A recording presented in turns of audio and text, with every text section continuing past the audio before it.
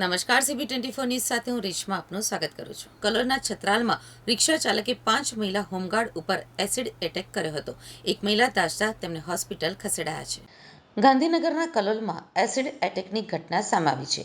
મહિલા હોમગાર્ડે રિક્ષા રોકતા તેની અદાવત રાખી અડધો કલાક બાદ એસિડ વડે રિક્ષા ચાલકે હુમલો કર્યો હતો। રિક્ષા ચાલકે એસિડનો બોટલ ભરીને આવ્યો અને મહિલાઓ ઉપર એસિડ ફેંક્યું હતું। આ હુમલામાં એક હોમગાર્ડ મહિલાને શરીરે એસિડ પડતા દાઝી ગયા હતા। હુમલો કરી રિક્ષા ચાલક ફરાર થઈ ગયો હતો। કલોલના છત્રાલ ઓવરબ્રિજ નીચે આજે સવારે હોમગાર્ડના જવાનો ટ્રાફિકની ફરજ બજાવી રહ્યા હતા, ત્યારે એક રિક્ષા આડી ઊભી હોવાથી હોમગાર્ડ ભાવનાબેને રિક્ષા ચાલકને રિક્ષા લેવાનું કહેતા તે ઉશ્કેરાઈ ગયો હતો। ત્યારબાદ અન્ય હોમગાર્ડના જવાનો આવી જતા રિક્ષા ચાલકને પોલીસ મથકે લઈ જવામાં આવ્યો હતો। મહિલાઓ ફરીથી પોતાની નોકરી બજાવી રહી હતી ત્યારે રિક્ષા ચાલક હાથમાં એસિડનો બાટલો લઈને આવી ચડ્યો હતો અને રિક્ષા ચાલકે ફરજ બજાવી રહેલી મહિલાઓ પર એસિડ વડે હુમલો કર્યો હતો। બાટલામાં રહેલ એસિડ ફેંકવા લાગતા ફરજ બજાવી રહેલી મહિલાઓ બચવા માટે નાસી ગઈ હતી।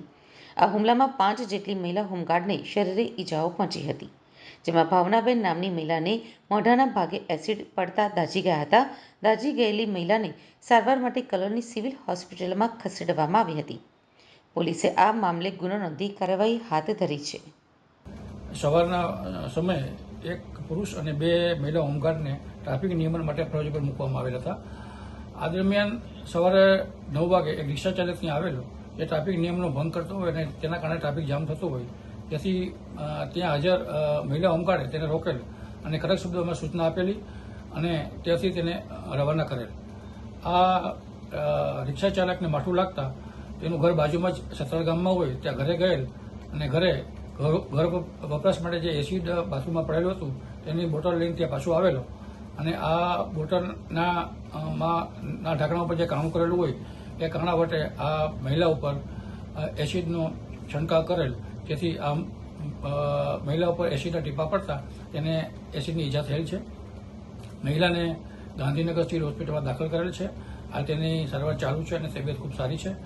તેની ફરિયાદ લેવાની તજવીજ પણ ચાલુ છે અને આ રિક્ષા ચાલક છે જેને એસિડનો છંટકાવ કરેલો હતો તેનું નામ છે અશોકભાઈ રમેશભાઈ રાવત સૈનમાં અને તેને પોલીસે રાઉન્ડ અપ કરી દીધેલો છે અને ફરિયાદ લીધા બાદ આગળની તપાસની કાર્યવાહી કરવામાં આવશે।